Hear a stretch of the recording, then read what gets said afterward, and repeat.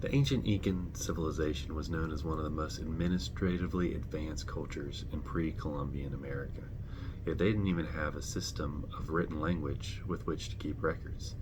But what they did have was a system of multicolored strings, known as quipas, that would be tied in knots to count and track various aspects of their empire.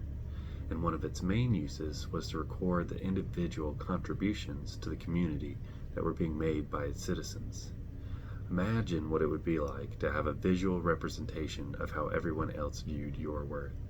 Even worse, consider that visual representation hanging alongside the measurements of your neighbors and your coworkers and your family. And while in our modern culture we do not have or determine our value or the value of others through a system of knotted strings, we do find many other ways to measure our worth. We measure our worth through job performance, social standing, and many other ways. And in those times where we measure up to the standings, we are given moments of happiness and feelings of success, but yet far too often, this system of measurement leaves us feeling inadequate, dissatisfied, and at times purposeless. It's such systems as this that's spoken to in Ecclesiastes chapter 1, verses 2 and 3.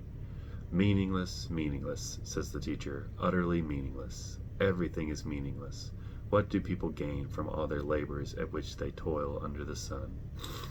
This was the passage that began our study on Ecclesiastes for our high school Sunday school class. Quite the uplifting subject to study during the midst of a quarantine, right?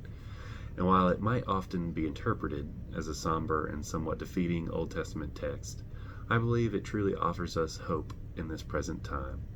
See, for many of us, those places we find worldly satisfaction has been taken away over these past few months. Our jobs have been altered, often taking us out of our comfort areas and at times taking away those places where we felt that success and that happiness. Our social standing has been nullified by our need for social distance, and in many ways we find ourselves lacking in these worldly ways we once thought we measured up. Yet these words from Ecclesiastes suggest that we are not at a loss, because these worldly measures were never something to truly pursue to begin with.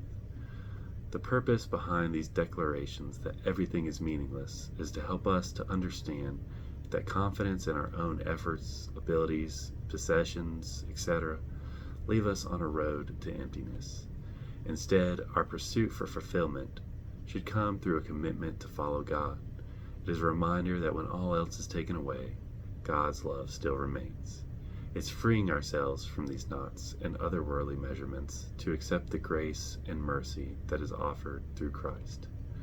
So let us take an honest look at the ways we measure ourselves and others. Let us recognize those systems lack a true meaning for our lives.